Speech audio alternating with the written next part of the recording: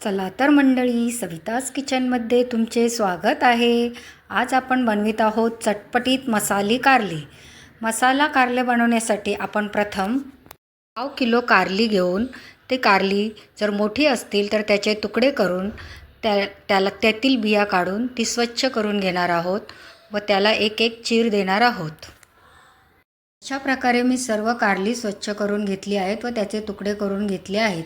आता आपण 2 पाण्याने ही स्वच्छ धुवून घेणार आहोत. पण अजूनही चॅनलला सबस्क्राईब केले नसेल तर जरूर सबस्क्राईब करा. अशाच नवनवीन रेसिपी आपल्याला पाहायला मिळतील.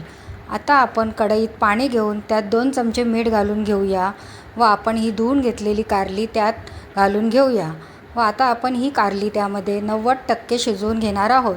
कारण परत आपल्याला ही फ्राय करायची आहेत, तेव्हा बाकीची कारली 10% त्यामध्ये शिजतील. आपल्याला हवी तशी कारली शिजल्यावर आपण गॅस बंद करून कारली थंड करायला ठेवून देऊया व त्याचा मसाला काढून घेऊया. इथे मी एक छोटा गुळाचा तुकडा, एक छोटी वाटी सुक्या खोबऱ्याचे तुकडे, 10 ते 15 लसणाच्या पाकळ्या, 4 ते 5 बेडगी मिरच्या, 2-3 लवंगी मिरच्या व एक छोटा चमचा जिरे घेतले आहे.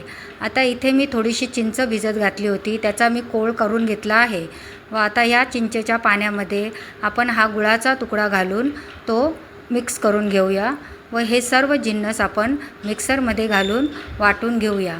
आपण यामध्ये जास्त पाणी घालता कामा नये. फक्त आपल्याला लागेल तितकेच पाणी घालून हा मसाला अगदी कोरडा करून घ्यायचा आहे व तो अगदी बारीकही वाटायचा नाही आहे. तो अशा प्रकारे दरदरीत वाटून घ्यायचा आहे. आता आपला मसाला वाटून तयार आहे. आता आपण कारली थंड झाली आहेत का तेही बघून घेऊया. आता आपली कारलीही व्यवस्थित थंड झाली आहेत.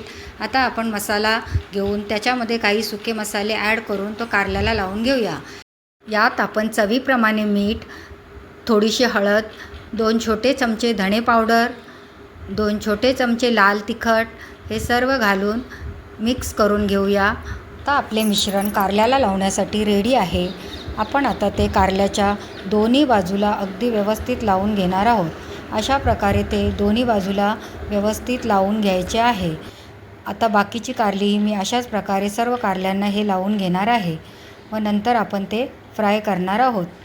अशा प्रकारे मी सर्व कारल्यांना व्यवस्थित मसाला लावून घेतला आहे. आता ही कारली फ्राय करण्यासाठी आपण गॅसवर एक पसरट पॅन किंवा पसरट कढई ठेवून घेणार आहोत व त्यामध्ये आपण 2 ते 3 चमचे तेल घालून घेऊया. कारण नंतरही आपल्याला थोडे थोडे तेल सोडावे लागणार आहे.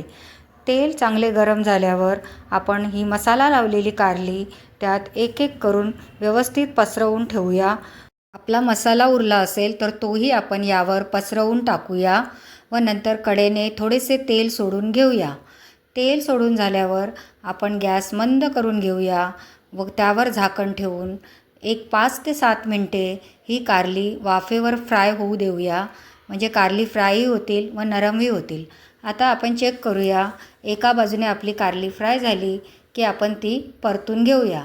अशा प्रकारे सर्व कारली परतून त्यावर आपण परत थोडे तेल सोडून घेणार आहोत व झाकण ठेवून परत 7 मिनटं त्याला आपण वाफ देऊन फ्राय करून घेणार आहोत. परत गॅस मंद करून घेऊया व 2-3 वेळा असे आपण आलटून पालटून ही कारली व्यवस्थित फ्राय करून घेऊया. आता आपली कारली व्यवस्थित फ्राय झाली आहेत व ती खाण्यासाठी रेडी आहेत. अशा प्रकारे ही चटपटीत कारली तुम्हीही बनवा. तुम्हाला ती खूप आवडतील व आवडल्यास चॅनेलला शेअर, लाईक, सबस्क्राईब करायला विसरू नका व कमेंटही अवश्य करा. थँक्यू.